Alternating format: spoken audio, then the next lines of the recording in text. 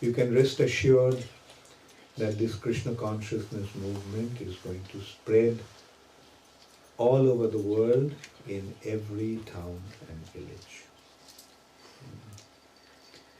Do you know who made that prediction? Sri Chaitanya Mahaprabhu made that prediction. And who is Sri Chaitanya Mahaprabhu? Sri Chaitanya Mahaprabhu is the Supreme Personality of God. Now, can the words of the Supreme Personality of Godhead go in vain? No. No. God's words are the absolute reality. Like God said, let there be light, and there was light. Just He wished. He didn't even have to say it. As He wishes, it happens. How did this material nature become manifest? How did this material nature become manifest? Sri Chaitanya Mahaprabhu is the Supreme Personality of Godhead. And when He says that this Krishna consciousness movement will spread in every town and village, it is bound to happen. It is bound to happen. So we should not have any doubt. Now, one thing we must also consider, I don't know how many of you know that Srila Prabhupada mentioned that whatever he had done is the 50%. How many of you know that statement of Srila Prabhupada? How many of you do not know? Okay, so I'll just tell you. You see, in 1977, Srila Prabhupada was in Vrindavan, and Prabhupada's health condition was quite bad. As you all know, Srila Prabhupada left this planet in November 1977. So this was maybe in about July, because it was before Srila Prabhupada left for the West. Prabhupada came to London in August. It was before Prabhupada left, and Prabhupada's health condition was not so good, and Prabhupada was, you see, one of us used to be with Srila Prabhupada at night, from 10 to 12, one shift, 12 to 2 was one shift, 2 to 4 was one shift, and 4 to 6 was another shift. My shift was from 12 to 2. The most ecstatic time. So, we just had to be there. Sometimes Prabhupada used to translate, sometimes Prabhupada used to just take rest. Sometimes Prabhupada couldn't take rest. It was one such night when Prabhupada couldn't take rest, and I was massaging Srila Prabhupada. And Prabhupada just started to speak. My health is so bad, and there is so much to do, and I can't do anything. So I naturally responded saying, Srila Prabhupada, what you have done is inconceivable.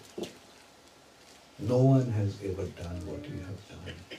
So you should not feel that there is anything left to be done. So you should just relax. So Prabhupada said, no, what I have done is 50%. And the other 50% is to establish Varnasrama. And then Prabhupada said that not that everyone will become a devotee. Those who won't become devotees, for them we need Varnasrama. And in this note, Prabhupada kept on speaking. And so at that time, I did not really say very much. And today I'll admit that at that time I was just a new devotee, so a lot of the things that Prabhupada said went over my head. In the morning I told Tamal Krishna Maharaj about what Prabhupada said. And in his diary, Tamal Krishna Maharaj mentioned that. Only the time factor has been mixed up a little bit. So Tamal Krishna Maharaj in his diary wrote that I was with Srila Prabhupada from 5 to 6 o'clock. And at that time Prabhupada spoke to me about that, about 50% of it was not being done. But actually it was around 5:30 that I spoke to him. And it actually happened. Anyway, it's a small detail. Anyway, so this is the thing. Prabhupada mentioned that whatever he has done, whatever he had done, was 50%. And the other 50% is to establish Varnasrama. We just took it like that. And now, many devotees have that, knowledge of that statement. And many devotees have their ideas. We also had, anyway, various ideas were there. What Prabhupada meant by this 50% and establishing Varnasrama. Recently it occurred to me actually that Prabhupada said 50%. So 50% of what? That's what occurred to me. 50% of what?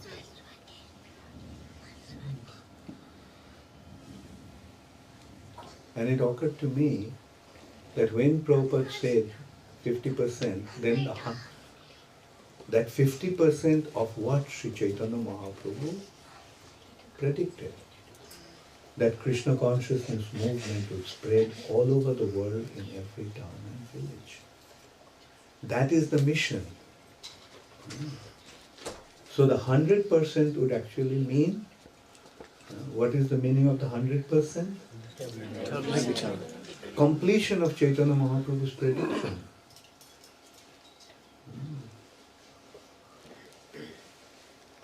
And that would entail establishment of Varnasrama. And mind you, Prabhupada's statement, not that everybody will become a devotee. Those who want to become a devotee, for them we need Varnasrama. Those who won't become devotees, for them we need this structure. Now what is the structure? The structure is Brahman, Kshatriya, Vaishya, Shudra. So Brahmanas are the head of the society, those who are situated in the model groupness. Kshatriyas are the administrators, warriors, kings. Vaishyas are the traders, and Sudras are the workers. Now mind you, in this age of Kali, practically everyone has become a Sudra. Ashuddha Sudra Kalpahi Brahmana Kali Sambhava. In the age of Kali, even the Brahmanas will become as contaminated as the Shudras, as degraded as the Sudras. So practically, the whole society is a society of Shudras. And there are some Vaishyas. How they are dealing with their occupation, that's another thing. Like, for example, the Vaishya, the occupation or the business of a Vaishya is Krishi Goraksha Vanijya.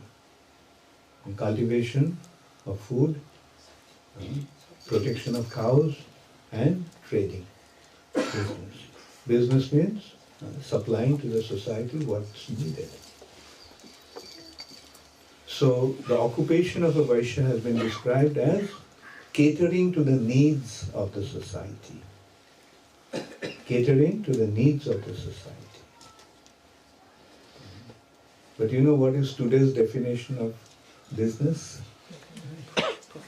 Huh? Well, that's a nice way of putting it. He said making money is...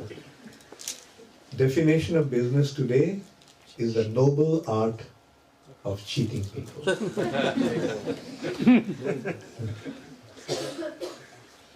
So anyway, so at least there is hope. That's what I was saying. What they're doing, that is, irrelevant, but there are Vaishyas, some Vaishyas. Prabhupada said through ISKCON he is creating Brahmanas. So Brahmanas are there, through ISKCON Brahmanas are being created. Sudras are there, the whole society became Sudra. Some Vaishyas are there. Then what is missing? Kshatriyas. The warriors, the rulers, the kings. Now in democratic world, there is no room for Kshatriyas. Democracy doesn't allow the Kshatriyas. Therefore, apparent Kshatriyas, there are some so-called Kshatriyas. You know who are the Kshatriyas in today's world? Who have their own law, who give protection to their followers, who pay them the tax or whatever. And they give them protection. Kshatriya's business is to give protection. So who are in today's world, there is some semblance of some Kshatriyas, and they're the mafias.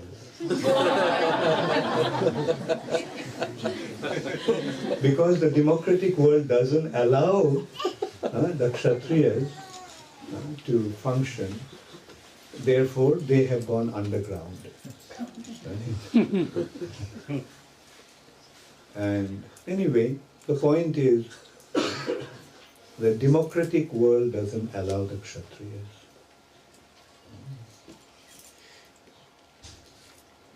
But Varnasrama means the Kshatriyas. The Brahmanas are there,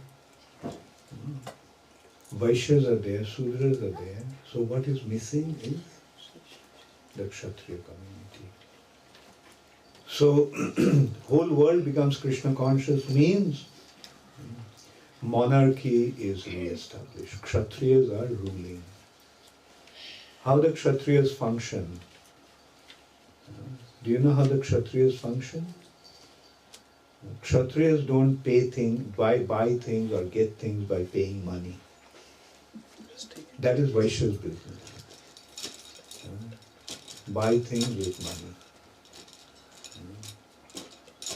And motivate people, those who are motivated to work for money, they are Shudras. So in that respect, I remember at one point when Prabhupada was mentioning about the Kshatriyas, there is no Kshatriyas, I actually asked Srila Prabhupada, or I mentioned, Srila Prabhupada, what about the military, the soldiers? They are Kshatriyas. Aren't they Kshatriyas? You know what was Prabhupada's response? No, they are not Kshatriyas. They are mercenaries. There is a difference between Kshatriyas and mercenaries. Mercenaries are those who fight for money. They get the paid soldiers. They are soldiers not because they have that intense urge to pursue that career, but because they're getting paid for that. A Kshatriya will not buy things. Kshatriyas will get things with their power. You know what a Kshatriya's attitude is like? He will go and see some kingdom and say, well, I like it. So he'll send a proposal to the king, give me your kingdom, or come and fight. So, and in the battle, whoever wins will enjoy the kingdom. The Sanskrit word for that, Vira Bhogya Boshundhara. Boshundhara means earth planet. And Vira means warrior, the heroes. And Bhogya means enjoyed by. This world is meant to be enjoyed by the heroes. So, anyway, I do not know how it is eventually going to happen. But when Prabhupada says that establishing Varnasrama, that would mean the whole world is following the human society has been structured in this way. The Brahmanas are giving the advice, guiding the society. The warriors are protecting the society from external and internal injuries. Vaishyas are catering to the needs of the society, and Sudras, as the youngest brothers, are taken care of by the other three classes of the society. Now that is the perfect human society. This is the society, this is how Krishna structured it. Chatur Varnam Maya Shrishta Guna Karma Vibhavasa. These four Varnas has been created by me. Maya means by me and Shrishta means created. These four Varnas, four classes of human society have been created by me, Krishna is saying. Guna, karma, vibhagasa. According to one's propensity, karma, and the modes of material nature. Individuals, every individual is affected by the modes of material nature. And accordingly, they develop their characteristics. Those who are affected by the mode of goodness, they are Brahmanas. Those who are affected by the mode of passion, they are Kshatriyas. Those who are affected by the mixed mode of passion and ignorance, they are Vaishyas. And those who are affected by the mode of ignorance is Shudra. So this is how the four divisions have been made according to one's propensity that has been developed by the influence of the modes of nature. Not only the human beings have been affected by that, by the modes of nature, we find even the animals are also affected by the modes of nature. Birds are also affected by modes of nature. For example, lions are in the mode of passion, whereas the cows in the mode of goodness, affected by the mode of goodness. And you see what a difference in their nature, in their character. Cow's nature and lion's nature. Both are animals. Then what makes that difference? The modes. Mode of goodness, the cows are in the mode of goodness, and lions are in the mode of passion. Dogs are in the mode of ignorance. Swans are in the mode of goodness. Crows are in the mode of ignorance. Eagles are in the mode of passion. Even the birds and animals are affected by the modes. And accordingly they develop their nature. So, according to their natural propensity, they will become engaged in their occupation. Today, are they being engaged according to their natural propensities? No. Today, people are being engaged by the amount of money they can get. There was a time when engineers were getting good money. Everybody wanted to become engineers. Then doctors are making good money, so everybody wanted to become doctors. And now IT engineers are making good money, so everyone wants to go for IT. So, irrespective of their natural tendency, like people are just accepting their occupation according to the money they will earn. A person who likes to write poetry ends up becoming a factory worker. Because by writing poetry he is not going to earn his living. He is not going to make his money. So, whereas being a factory worker, you get some good salary.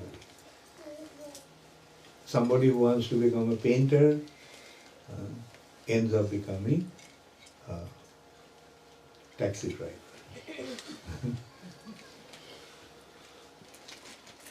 And on the other hand, somebody who is meant to become a Sudra, he is dressed up like a king and becomes a political leader. So, it's only concern and consideration is the money they will make. And as a result of that, no one is happy.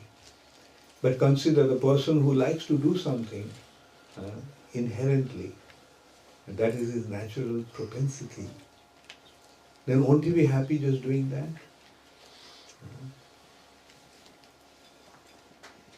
So, that is why Varnasrama is the perfect arrangement. Everybody can act the way he wants to. Some people study, teach, okay, fine, do that. They're Brahmanas. Somebody like to fight, do that. Kshatriya. But everybody has his occupation. Kshatriya. The word Kshatriya means Kshatat Trayate iti Kshatriya. Kshat means injury. The one who protects the society from external and internal injury is a Kshatriya. That's his business, to protect the society. The Vaishyas, their business is to cater to the needs of the society. They like to do that. They, in simple words, yeah, some people like to make money. Okay, go ahead and make money. And what's the best way to make money? Besides robbing a bank. The best way to make money is trading. I had a Jewish friend, he once told me, the training that, or upbringing, training that they get, that get the things where it costs nothing and sell it where it costs the most. And he told me his first transaction was his elder brother had a collection of marbles, like that for playing marble. And so he told his brother, look, you don't need them. So why don't you give it to them? Give it to me. And so I think finally he settled for some price, which was practically nothing, because his brother didn't need it. So he got those marbles, and he went to his school friends, and he sold those marbles to them for a good profit. So that is the Vaishya's business. Cater to the need, like get it from where it is not needed and bring it to a place where it is needed the most. And that's what they would do. They would take things from here, take there, and sell them because there it's needed, and take things from here where they don't need it and bring it here and sell it. Like that. No, it was a very adventurous occupation actually those days. Like they would go to places like Madagascar where all the spices are available. And they would bring those spices to India. Then bring silk from India and bring it to Europe. Silk and other kinds. Anyway, this is how they would all do the trading. And those who can't independently become engaged. For them, as they call it, self-employed. Those who cannot employ themselves, for them, the occupation is there. Okay, function under others' guidance. That is Shudras. The Shudras only take the direction from others. Vaishyas, Kshatriyas and Brahmanas will not take the direction from others. They'll have their own way to do things. Like, they would take guidance from higher class, like the Kshatriyas would take the guidance and the Brahmanas will guide them. So much so that the Brahmanas were expert in all kinds of Vedic art, like, say for example, astrology. So the king is going to go for a fight, to fight against some enemy. The Brahmanas will make some astrological calculation and tell them which is a good time to go to fight and so forth. They'll say, don't go now, wait for 2 months. When the influence of Mars in your favor, then you go and attack. So this is how the Brahmanas will guide the Kshatriyas, and Kshatriyas will function under their supervision. And on top of everything, the Kshatriyas never would consider the kingdom to be their kingdom. They would understand, they would recognize that the kingdom belongs to the Supreme Personality of Godhead.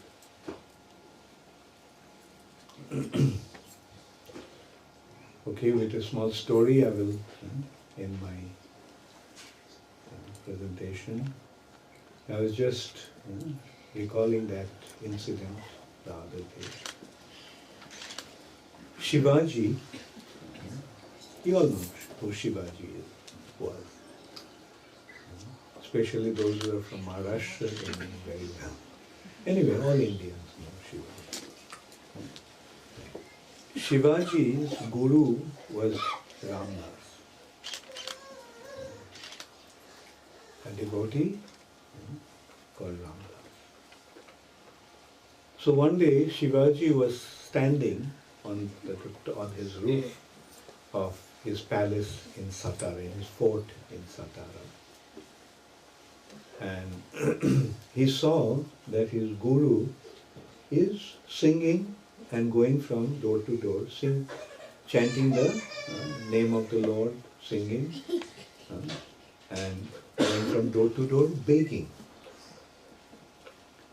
So Shivaji considered, why my guru is begging? I am his disciple. So why does he need to beg? So he wrote in a piece of paper that all that I have belongs to you, because I belong to you.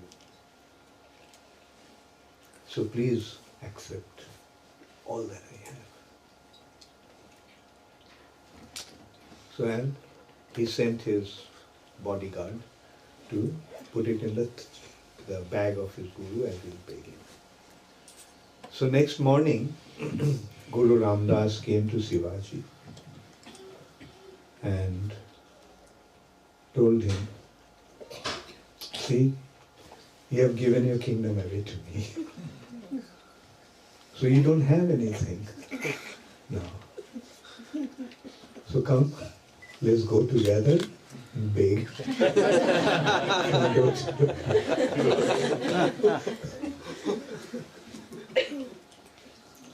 Shivaji did that.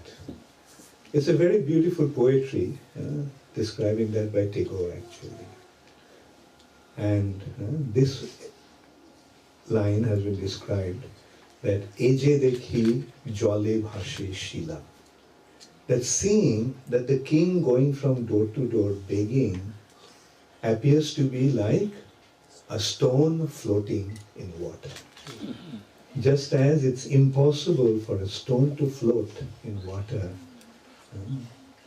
it is as impossible a sight to see that the king is begging from door to door.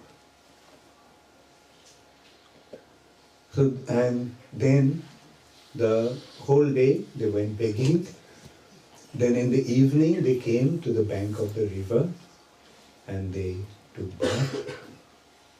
And his guru is singing a song, a bhajan, saying that, my Lord, why are you playing with me in this way? Everything belongs to you. Why do I develop this mentality that I consider that they belong to me?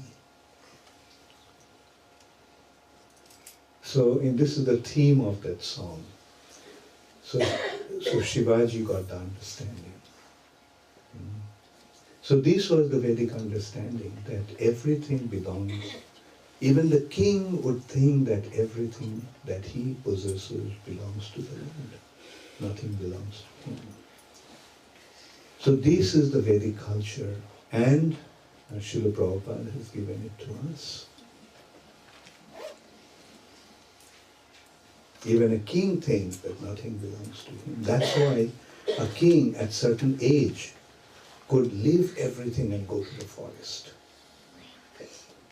Nowhere in the history of the world has been there an instance when a king has given up everything and went to the forest. There has been instances that the father killed the son killed the father for the sake of the kingdom, brother killed the brother, and minister killed the king. There's so many such instances. But the Vedic history is completely different. The king voluntarily gave up his kingdom, walked into the forest, penniless, nothing, took nothing with him, just walked into the forest. Why? Because they maintain that mood of detachment, that nothing belongs to them, everything belongs to Krishna.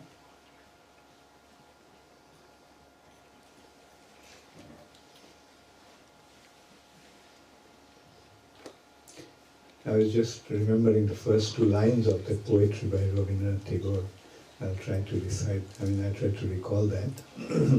It goes like, Boshiya Prabhat Kale, Shetarar Durgo Bhale, Shivaji Herilo Ekdin, Ramdas Gurutar, Bhikkha Magi Daredar, Firiteche Jeno Annohin.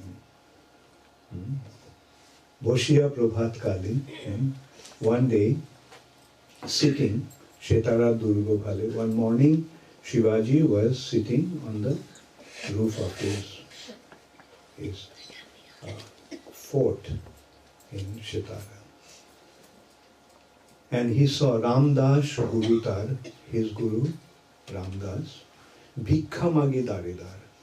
He's going from door to door begging.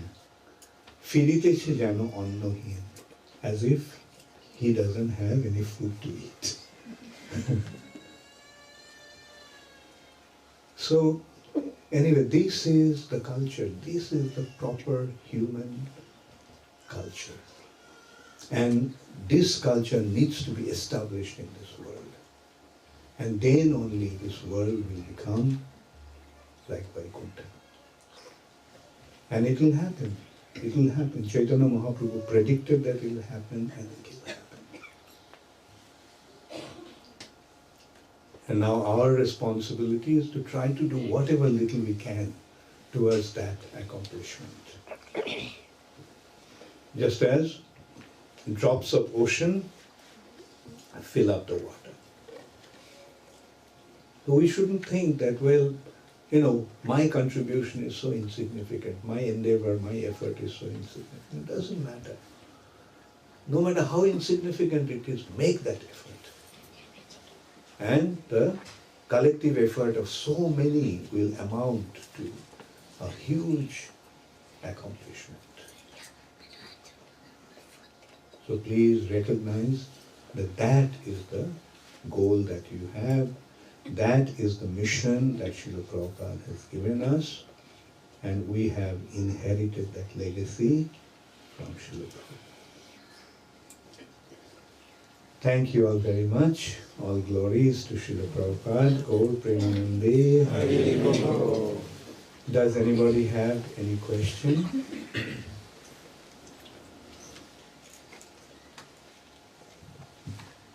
Krishnajan?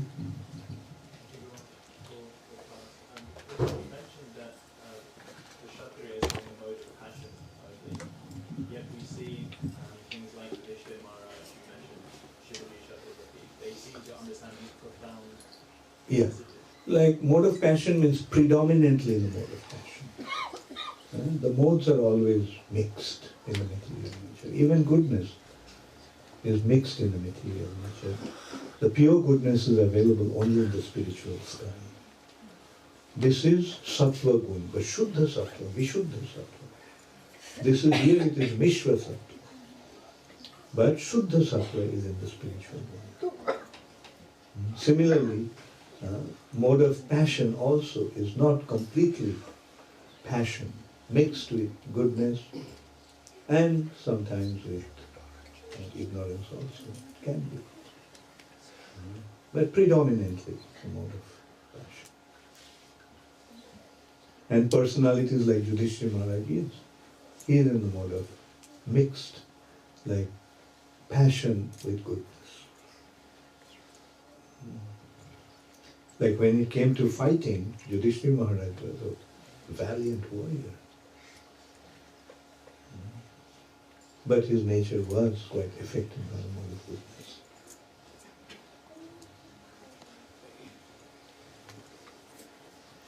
Yes, Radharani? Guru Maharaj, Chaitanya Mahaprabhu predicted that this movement is going to continue for 10,000 years. So why is it going to stop after 10,000 years, and how? Well, when it says 10,000 years, that means for 10,000 years it will be, very prominently established. But then naturally it will be, the decline will be gradual. Mind you, this is just the beginning of the age of Kali. Kali's duration is 432,000 years. And only about 500 years have elapsed. 5,000 years have elapsed. So another 427,000 years to go. So this is actually Kali's morning, early morning. And then gradually, but sandhas are critical time. And sandha, the effect becomes very intense. So at the beginning, the influence of the age of Kali has become very, very intensified. Like we are seeing, the situation is very, very critical. And we are seeing how rapidly things are degenerating. Like for example, consider 50 years back, how was the condition of this world? And within 50 years, what has happened? So that is how rapidly things are actually progressing, degrading, rather not progressing. So this is the Kali Sandha, but then by Mahaprabhu's mercy, Krishna consciousness will be established all over the world. And for 10,000 years, Satyuga will prevail. Then the decline will be gradual. I don't know how long it will take, but gradually it will degenerate. And finally, at the age of this, say 427,000 years down the road, we can't even imagine what the condition is going to be. But Bhagavatam is describing that the paddy, grain growing plants will become like grass. The fruits will have only the seed, the stone and the skin, no pulp inside. And the cows won't give any milk. So what will be the food? What will people eat? So people actually, will turn into cannibals.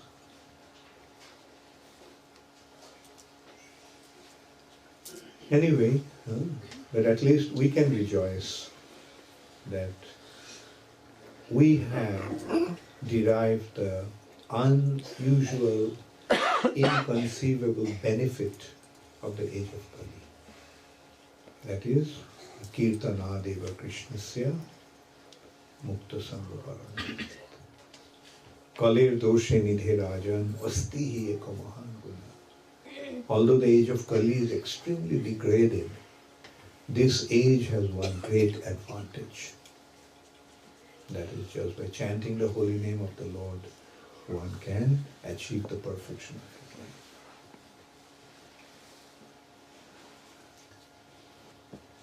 his life. Yes, Archana? When and who will be in charge of detecting the Varna under which an individual will be? Good point. Like, who will be in charge of detecting and deciding the Varnas? Good question. So ISKCON will do that. That means those who are in the top of the society, they will determine. Not only determine, it's a matter of facilitating. It is not a matter of telling, oh, you are a Brahmana, you are a Kshatriya, and so forth. From their activities, from their characteristics, from their nature, it will become obvious. Oh, you like to fight? Go ahead, fight. Not fight unnecessarily. It should be with a purpose. Fight to protect the society. And the society needs two-pronged protection. Protection not only from external enemies, but also by establishing law and order internally. That is the responsibility of the Kshatriyas. Law and order. Crime and punishment. That's the business of Kshatriya. You have committed a crime, you meet the punishment.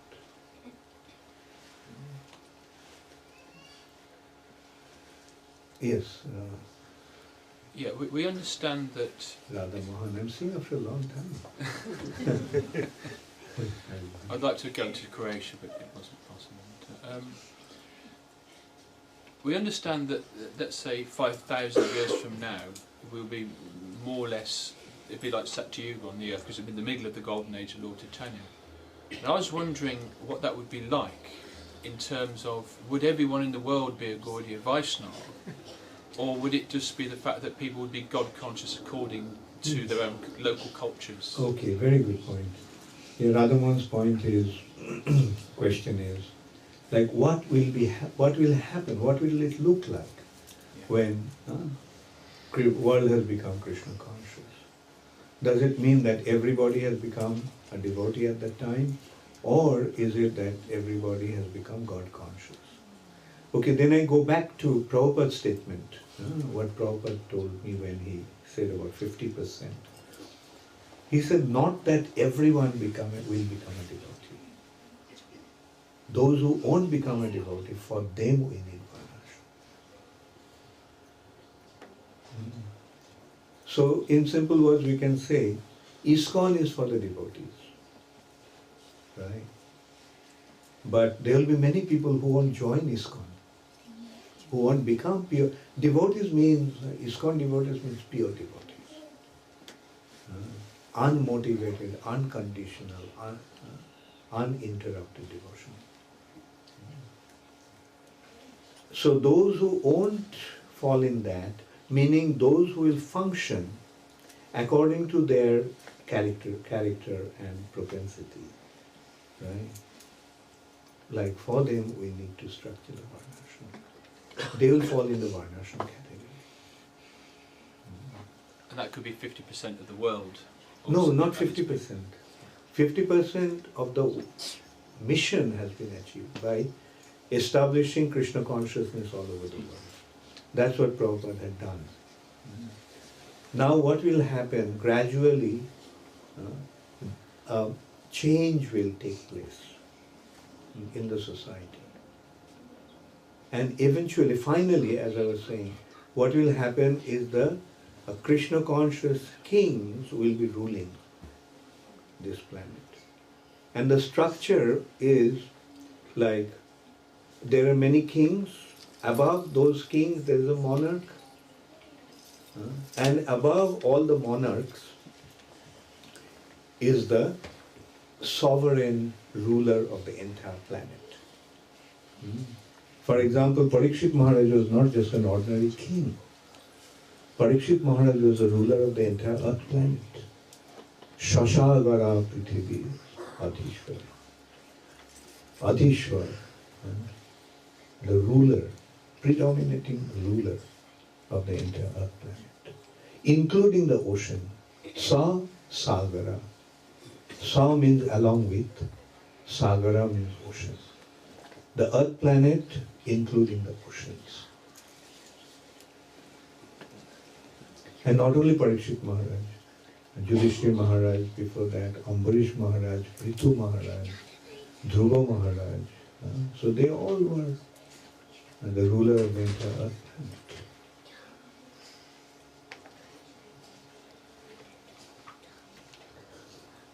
planet. Haribol. So any other question? Yes. There are lots of things that I don't understand in what your lecture has said. Not really understand, but the deficiency is mine. Okay, so it's not. Please. Yeah, sure. But the thing that occurs to me is that there is something called dignity of labor. It doesn't matter what you do in this world, but as long as you do it with earnest endeavor, it should not be looked down on. So the Shudra's work is as valuable to society. Did I say that Shudras will be looked down upon?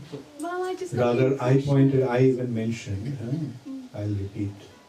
The Sudras, like the youngest brother in the family, will be looked after by the other three members of the society. Do you look down upon the younger brother, or you shower your affection upon him? So that is the thing. Like, that is how he is. So let him be, let him do it, what he likes to do. And he is not so smart. But Sudras didn't mean that they were useless.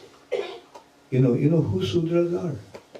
Not really. The music in the Vedic culture, the musicians, the artists, the dancers. In today's society, they are the most celebrated and individual.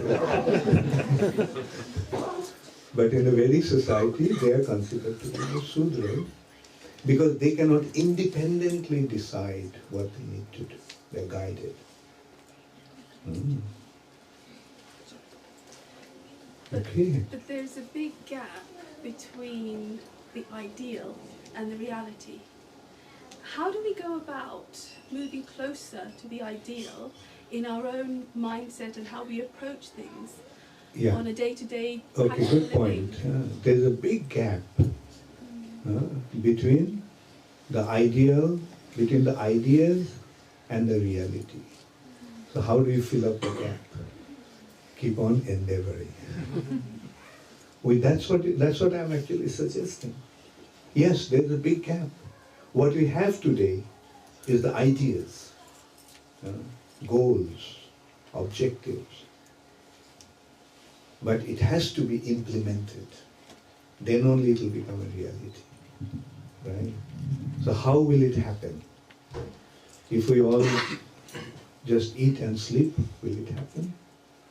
We have to endeavor. And that's why I said drops of water. Just as drops of water fill up the ocean, our endeavor towards that direction is going to make it happen. So we have to, no matter whatever our contribution may be, like we must strive to make that contribution. If it's just a small little thing, like if I can't motivate thousands of people, but at least if I can motivate my neighbor, right, let me try to do that. The problem is even smaller than that. How do you motivate yourself? Good point. Yeah, that's a very good. That's where I'm at the moment. Yeah. Never mind everybody else. And thanks for honestly admitting it. And that's a real problem, that is, yes. First you make yourself into a devotee. And purity is the force. In this way, as we generate purity in ourselves, our endeavors will generate these fruits, results. Because, best way to motivate others by your own example, right? Like oftentimes we will see, we don't even have to tell people. Just by seeing the way you are, people will become impressed, people will become motivated. Good point. So become a very good devotee. Alright? Yes, sir. Thank you. Hare Krishna. Guru Maharaj, just want to clarify based on that 50% Varnasrama and other. So far we've been trying to make everyone a devotee in our preaching endeavors. So that means we have to be like conscious about their Varna and not force people with Kshatriya power into Shiva, but then encourage them to be good Kshatriya. Is that we have to start doing that subtle changes in our preaching methods? No, what you are doing is just, making people aware of the spiritual culture. Through preaching, it's not that we are, today if you look at it, not that many devotees are living in a temple. Most of devotees are living outside. Most of devotees are working. Most of devotees are concerned about their livelihood. Right? But they have been motivated. Then gradually, as the movement progresses, then they will find their respective occupation. As ISKCON grows, as Krishna consciousness spreads, it will happen. Like today, come to think of it, most of the people are working. Few are running their own business. Right? But then how it will happen, people will become concerned about what they like to do. And they will do that. Like, say, when you are living in a city, then yes, you have to submit yourself to the social structure. You have to earn money, working hard. Money doesn't grow in trees. So you have to work from morning till night. But then gradually people will think, why am I just wasting my time working morning till night just to pay my bills to live in the city? So So why don't we find some situation where I don't really have to do that? That means, a group of devotees can go and acquire some large piece of land, and they start developing a community there, grow their own food. I don't know whether in the West it's going to be possible, but at least, it's very possible in India. Like so many devotees probably will think, why I'm wasting my time staying in London, working like a donkey. So from morning till night. Like, let me put whatever money I have earned, put it in the bank, and let me go to India, and from the interest that I'm getting from the bank, that will be enough for me. And if anybody wants to do that, you have an open invitation from Ujjain.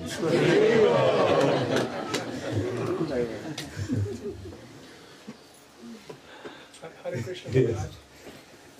Just sort of expounding the concept a little bit further, when the state of Varnasrama is prevalent, will the Varnas be propagated from mother to daughter, father to son, or each soul? Very good. Very good point. Very good point. So the question is, when this Varnashram is established, will this happen, according to the birth of the family? That's what your point is. When the perfect Varnashram is established, yes, that will happen that way. Because in that structure, what happens, when the social structure is proper, then the Brahminical souls will take birth from a Brahminical family, right? And so forth. Because that is the nature's way of doing things. But still, if there is some anomaly, if there is some discrepancy, then a Brahman's son, if he doesn't have the qualification of a Brahmana, will not be recognized as a Brahmana. So birth may be conducive to the Varna, but not the only criteria for Varna. Like for example, there had been many Brahmanas born in a Brahmana family, but they were not recognized as Brahmana. Like for example, all these demons, they're born in Brahmana families. Like Ravan was the son of a Brahmana. Hiranyakashipu, Hiranyaksha, the most exalted Brahmana, Kashyapa. But they are not recognized as Brahmana. On the other hand, there had been instances where a prostitute's son, who even didn't know who his father was, has been accepted as a Brahmana because of his qualification. And to continue further in that, how that situation actually helps the family atmosphere, helps one to develop specific characteristics. Like say for example, a pot maker. His son, from his childhood, will be helping his father. He'll probably learn how to mix the clay, right? Quite playfully he will do that. Then he'll learn how to make a pot, small playful playthings. And in this way, from his childhood, he'll be trained up in that occupation, naturally. Similarly, a warrior's son, Kshatriya's son, from his childhood, from his father, he'll learn how to use weapons and fight and all that. So those days, that is how their education used to take place. The real occupation they learned. Even now in India, a businessman's son, from his childhood, learns how to run a business. Like in Calcutta, all the commerce colleges was in the morning. You know why? Because during the day, they would go and join their father's business, work in the father's business. They will study in the morning in the college, and then during the day, work with the father's business.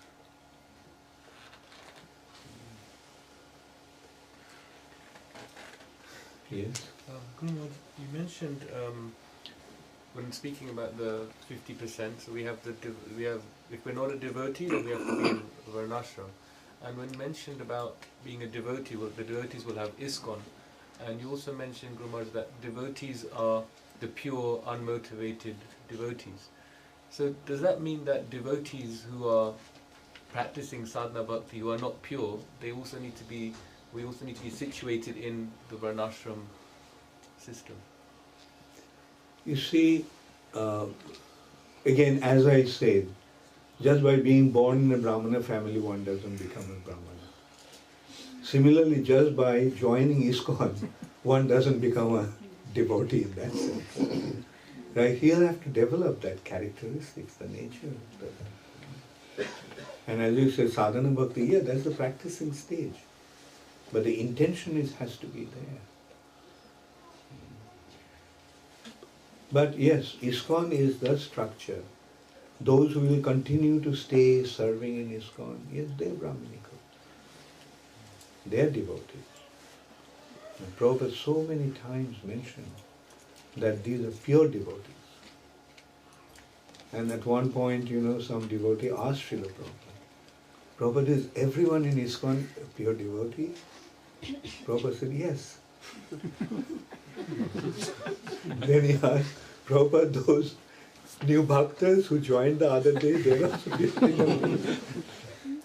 Prabhupada said, yes.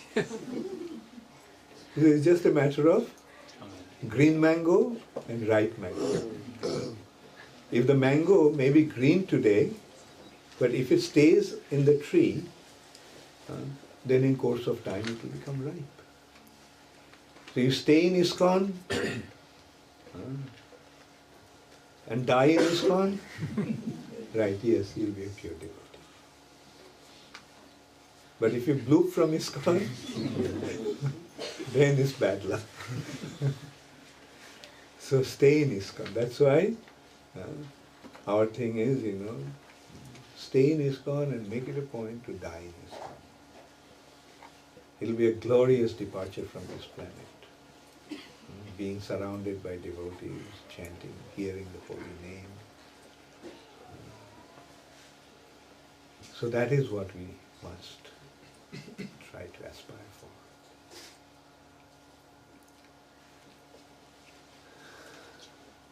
Yes, Haribol. Minakirtan. I've got two questions.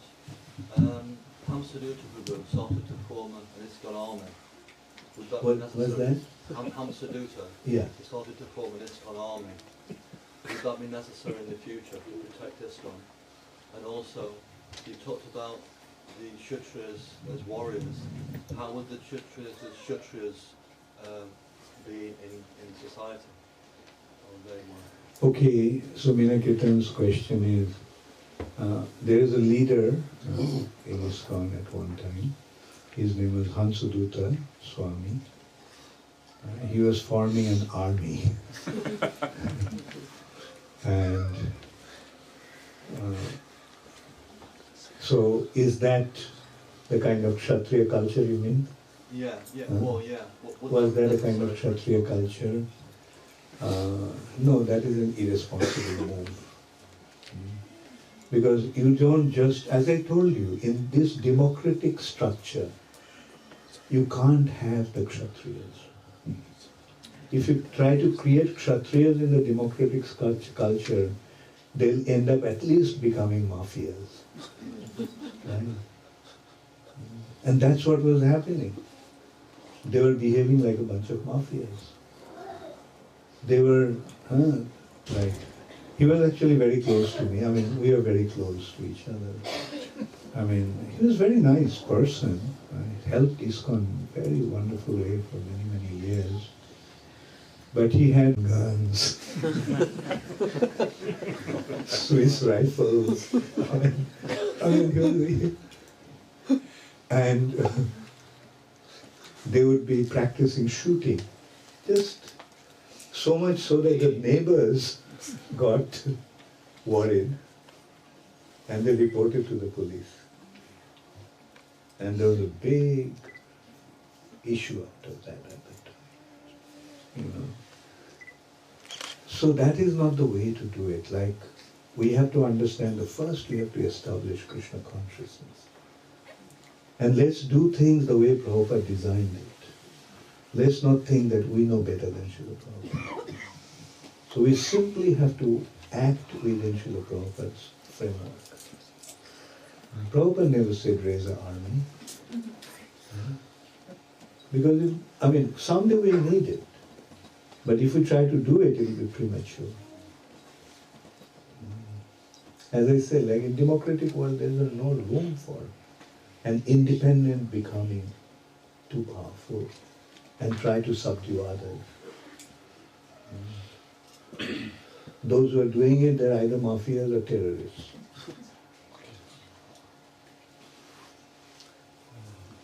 Guru Maharaj, in that respect, at the moment we see the Mohammedans, the Muslims in Syria and Iraq, that they want to establish their culture. Anyway, we have nothing to do with what the Muslims are doing. No. Let's not waste our time thinking about what they're doing.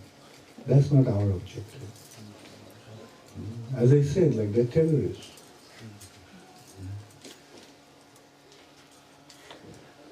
Maharaj, you mentioned about the Varnasrama system, but as within ISKCON we have what devotees are classified as Vaishnavas. Will they be considered as Vaishnavas in the Varnasrama system, or will they be Who?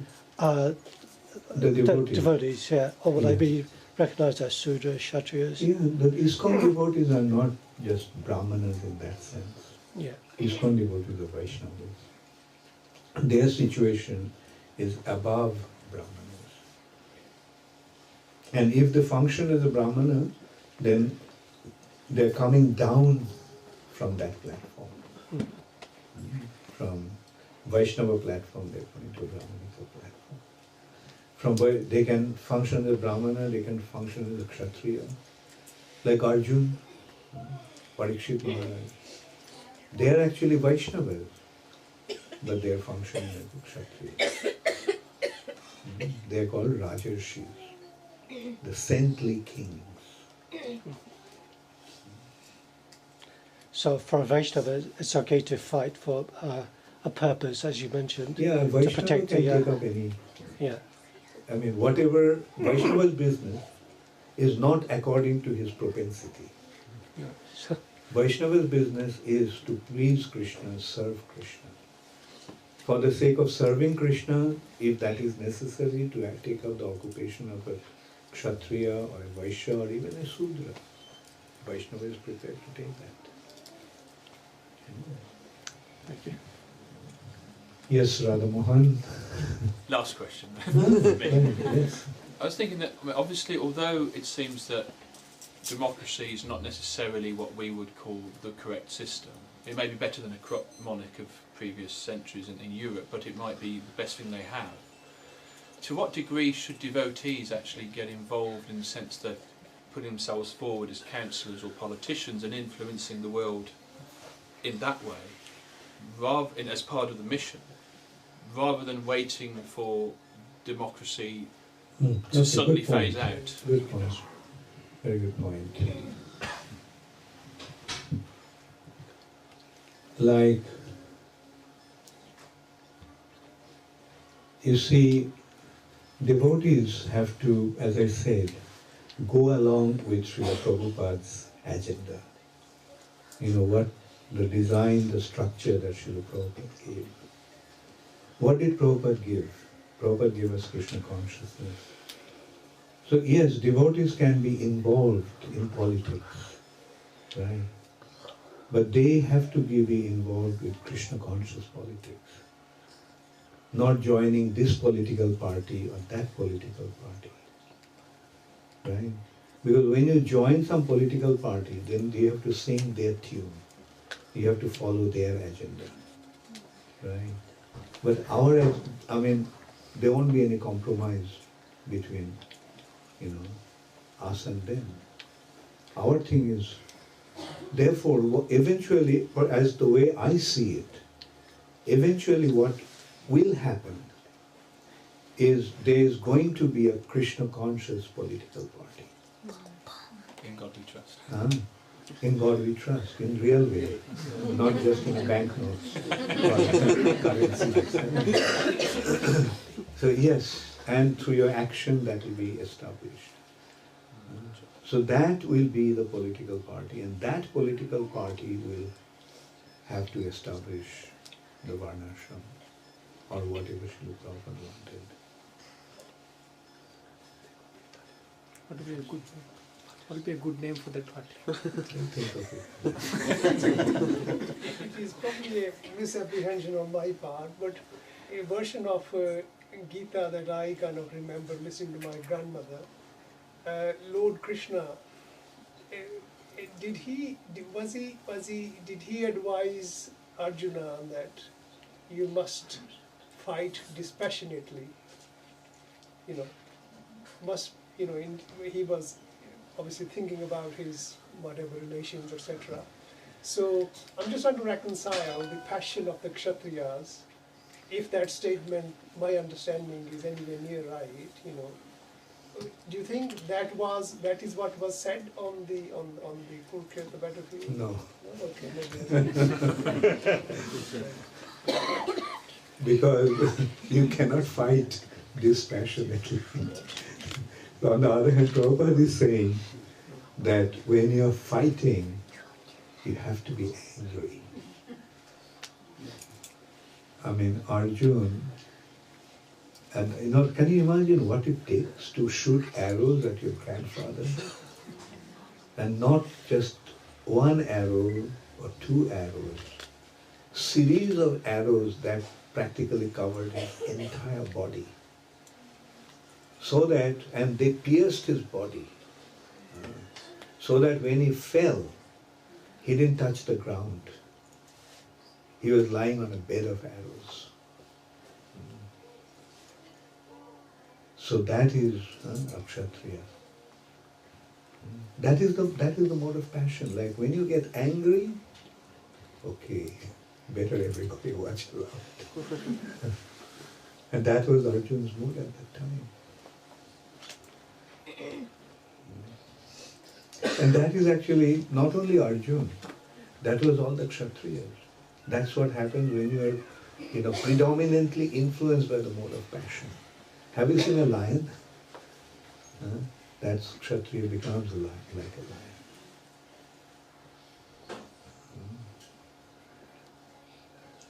lion. Okay. Thank you all very much.